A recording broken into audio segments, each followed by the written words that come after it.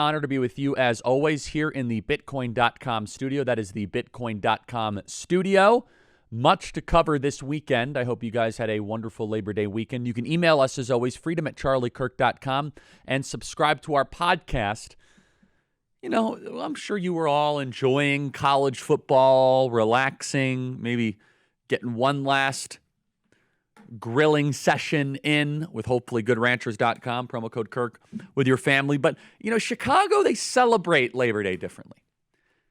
I grew up in the suburbs of Chicago, and the way that the teenagers and the youths, they celebrate Labor Day a little bit differently. You see, in Chicago, unlike in most pockets of America where it's all just about family and tradition, you see, in downtown Chicago, they want to break records. Now, they didn't quite break a record, but they got close. Prepare cut 288. This last weekend, 52 people were shot in the city of Chicago. 7 of them killed. Now, based on the shot to death ratio, I can tell you there's not a bunch of white supremacists doing this. Play cut 288. 52 people, I should say, were shot in Chicago. 30 different shootings over the holiday weekend. 7 people killed. Aren't numbers like that still a problem that your city needs to address? What more can be done to address that? Trump is a dictator. I think we got to be very clear. He's trying to normalize violence. He's trying to normalize military deployment in American cities. What we have not seen is really a systemic investment that will actually address the core issues. I had shootings in my ward. One of them was a tragic shooting of an unhoused neighbor. So the Trump administration is saying that they're going to address the issue of unhoused residents by putting them in jails, in concentration camps. Are they going to address the issue of violence by withholding $800 million that have gone to the cities like Chicago for violence prevention programs?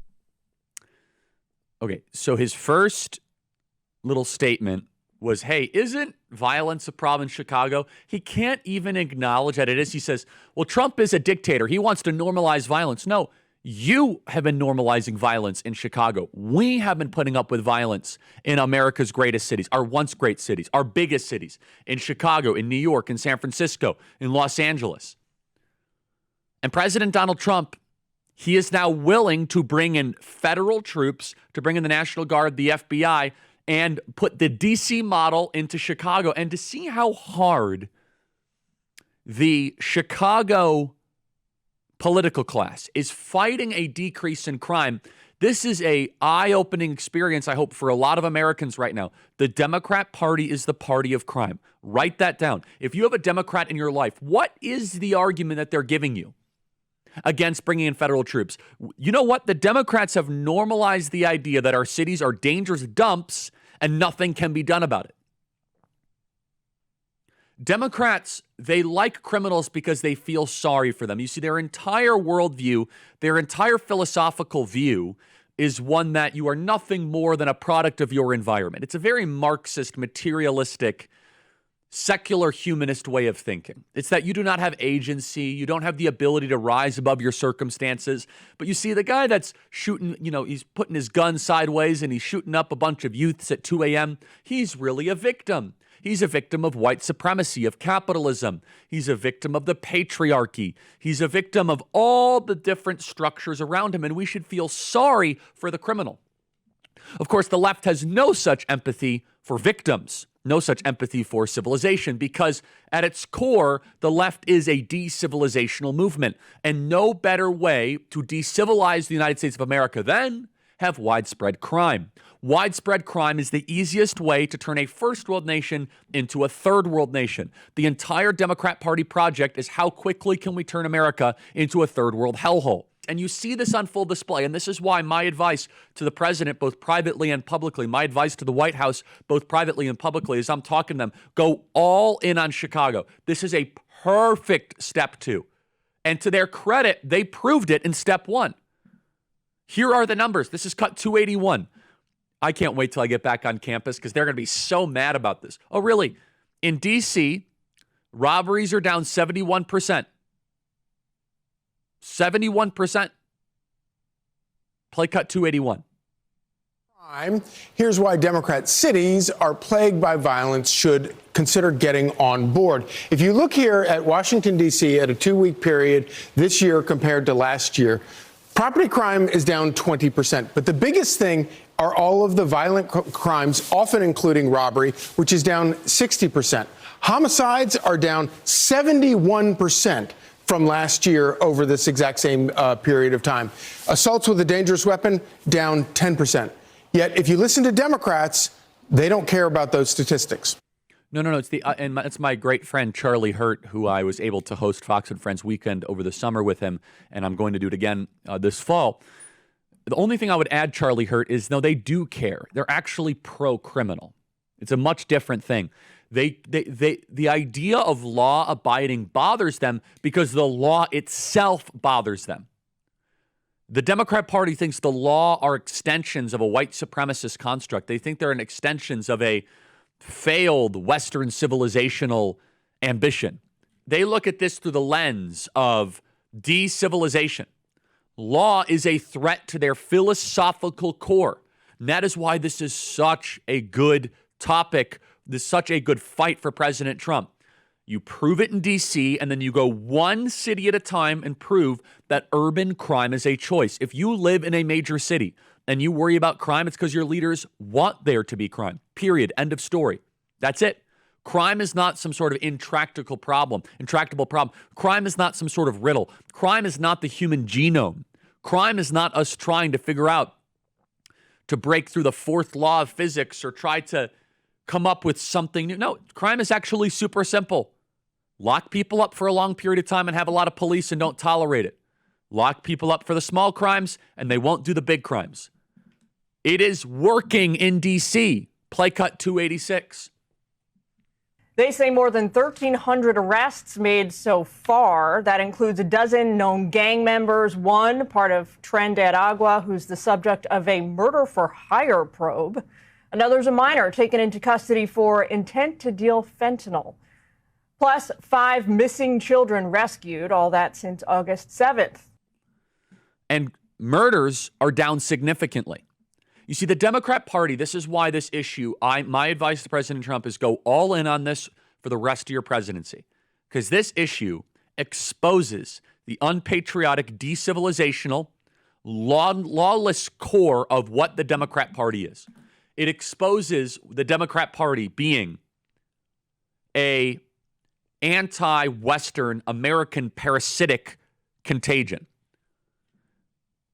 Because the Democrats have to oppose everything Donald Trump does. We've made fun of that. We've done plenty of humor. You know, Donald Trump says, I cure cancer, they'll be pro-cancer. We've talked about that.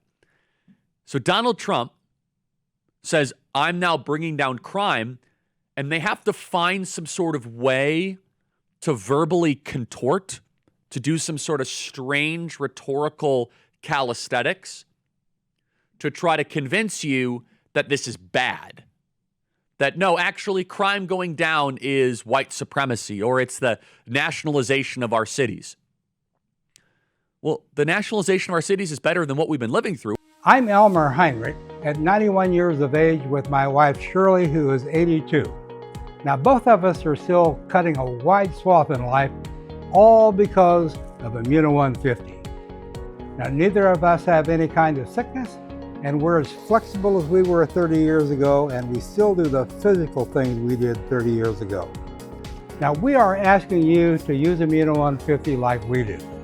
Give it a chance for at least 90 days so that you can see what 70 plant minerals and 80 additional nutrients can do for you. You won't believe it. Immuno 150 is an awesome nutritional supplement. There's nothing like it. Yes, it really is incredible. Yeah, try it. You will be surprised. Order online or call the number listed on the screen, but don't place your order until after you've watched the 2 videos on our website. Thank you from both of us, and God bless. And Rudy Giuliani proved this in New York City. But how easily we forget. Rudy was injured in a car accident this last weekend. He stopped to help a woman who was apparently a victim of domestic violence. As he was pulling back out, he got hit at high speed from behind, broken vertebrae and everything. Now Trump says he's receiving the Presidential Medal of Freedom. These cities have become unlivable. Everybody knows it. You're afraid to say it. And the response by the Democrat elite is so telling because they don't actually care about their constituents. They pander to a small subset of gangbangers, teenagers, youths, and for them, they would much rather have a dangerous, crime-infested city where they are, quote-unquote, elected and in charge than President Trump being able to bring in additional resources and bring down crime. Brandon Johnson might be the most unimpressive mayor in America. He's doing a terrible job. He is not well liked by the people of Chicago. He's not smart. He's not bright. He shouldn't be the mayor of Chicago. Chicago deserves so much better than Brandon Johnson. His approval rating is below 20%. He's a Marxist. President Trump got like 30% of the vote in Chicago. So just so we are clear, President Donald Trump has more approval in Chicago than Brandon Johnson. And in order to be mayor of Chicago, you run in kind of a jungle primary, what it's called. And so you have like 8 or 9 different people that run. So if you get like 28, 29% of the vote, you become mayor. Now, there is a runoff system, I think, and you ended up winning the runoff thanks to the teachers' unions, which run the entire state of Illinois. This is Brandon Johnson, who is overseeing 52 people shot and 7 people killed. Let's just kind of look at the totals here, which, by the way, they are down this year remarkably. But still, 245 people shot and killed, 1,121 people shot and wounded, 1,366 people shot, Mr. Johnson, with 293 homicides. In just the month of August, 39 people were shot and killed, 208 people were shot and wounded, 247 people were total shot with 43 homicides. The vast majority of this were black people shooting black people, just so we are clear. It's not white people that are shooting black people. The predominant driver of urban crime is black on black crime or just black crime in general, especially in the city of Chicago. But no one is able to say that because Brandon Johnson wants to try to make it that, I'm fighting white supremacy, even though he will not address black crime in his own city. And just because we've been desensitized and used to this doesn't mean it's okay. Just because I grew up my entire life getting used to, 300 to 500 people getting shot a summer in Chicago does not make it okay. This is Brandon Johnson, play cut 307. Are you prepared to defend this land that was built by slaves, a land that was built by indigenous people, a land that is built by workers? Are you prepared to defend this land? The people united will always prevail. I need you all to stand firm, to stand strong if this president decides to continue to break this Constitution. Okay, let's go through a couple things. First of all, are you encouraging people to fight federal troops, Mr. Mayor? Is that what you're saying? Sounds like an insurrection language. If a Republican governor were to say something like that, under Joe Biden. Also, how is that any different than how the left got really mad and angry at Mr. Wallace, George Wallace? Remember, I'm going to fight federal troops against segregation. Well, you're going to fight federal. See, the Democrats, they have some parallels throughout their history. In fact, I think Wallace was a Democrat, if I'm not mistaken. If we go a level deeper here, though, which I think is very important, just a side note before I go a level deeper, Native Americans did not build Chicago. Okay, the Potawatomi Indians did not build Chicago. The Illinois tribes did not build Chicago. They occupied Chicago. They didn't build anything, okay? Very sweet, nice people. They didn't build anything. Chicago really started as a military base in 1803, Fort Dearborn. It was built largely, by the way, by the Irish and the Poles and the Czechs and the Bohemians and the Italians. And it was not built by slaves. I mean, there was a big influx of black migration that came to Chicago. And actually, before we decided to addict a bunch of our populations on government benefits, those parts of Chicago were flourishing, were safer. Chicago was largely built up after the Civil War, Mr. Mayor, but he just has to say it because it's kind of part of the modern incantation of the Democrat Party. I think President Trump should call his bluff. I think we should flood the zone. It's already working in Washington, D.C. Chicago is a next perfect test case. As I said in D.C., and people laughed at me, you bring in the tanks, you fly the drones, you send in the Marines. It worked in D.C., it will work in Chicago. People were laughing, oh my goodness, why are there tanks in D.C.? Well, it worked because the show of force is all that these good-for-nothing lowlifes, these lowlifes that are shooting people at 1 or 2 a.m., that's all they understand. These good-for-nothing lowlifes that are spraying and praying, and sometimes a 6-year-old girl gets struck on her way to school, that right there is completely unacceptable. We're not going to put up with that. In the United States of America, we're not going to put up with urban crime anymore. We're going to go city by city, block by block. And the Democrats really don't like it. The left, they don't know how to answer it because, oh, our cities are so safe, so stay away so we can keep them unsafe. Really? You guys have been complaining about how dangerous these cities are for a while. Give us more money because our cities are so unsafe. It's time for a federal takeover of Chicago. We've been calling for this for quite some time. I think we're getting closer.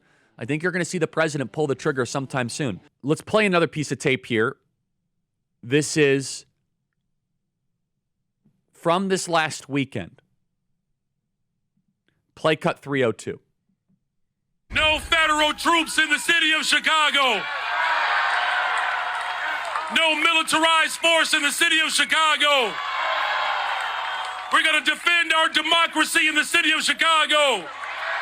We're going to protect the humanity of every single person in the city of Chicago. Says the guy that is literally less popular than Donald Trump in Chicago. Now, look, we have to not keep our eye off D.C. We have to keep on making sure that crime is going down and down and down in D.C. This is J.B. Pritzker right here, cut 298.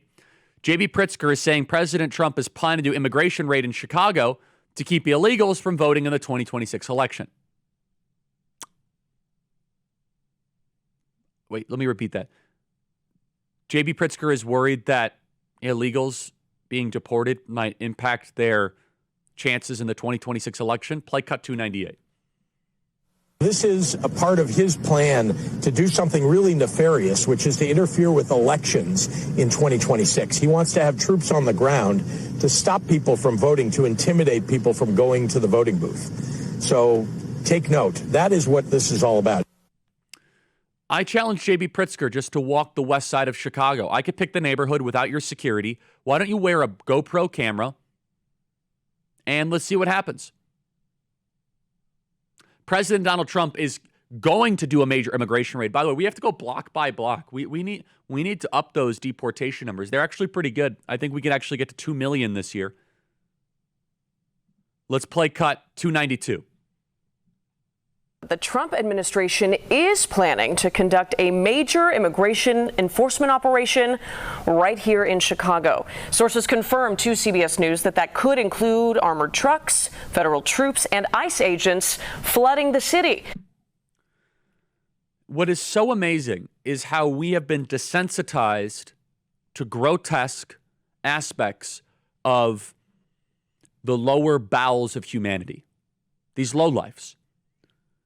If you visit other countries around the world, you realize you don't have to live like this. You don't have to have 300 murders a summer. You don't. And Democrats have been so propagandized by their leaders, and that's why this is so good. If people can feel a material increase and a material improvement in the quality of life, that shifts the Overton window in a dramatic way. You see, the Democrats, some of this is rooted in progressive idealism. Democrats often operate with assumptions that human beings are fundamentally good. This is a very important thing. The teaching from the scriptures that man is originally flawed and that we have original sin is one of the reasons why we believe that you need laws and you need restraints. But Democrats, liberals, they have a Rousseauian view. That's Jean-Jacques Rousseau, a Rousseauian view of human nature. They think human beings are naturally good and that it's all of the environment that contaminates us. I encourage you to apply this methodology to any liberal that you talk to in your life. They generally think that human beings are born naturally good. The Rousseauian view, they will privilege the infant over the adult. They think the infant is actually a better person because you were born good and you grow to be bad because of what is around you. The Rousseauian will value, this is important, the primitive over the civilized. Why do you think that Brandon Johnson needs to mention the indigenous people? Because they value the primitive over the civilized. To them, civilization is a toxin. We look at civilization as a blessing.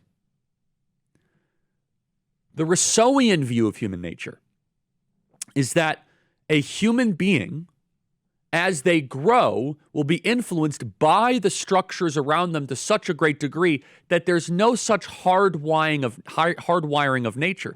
Now, we as natural law believers, and of course as Christians, we don't even have to be a Christian to believe this. You just have to believe in the natural law. The natural law explains all of this. We, as those who understand that normativity is woven into nature, we say, wait a second.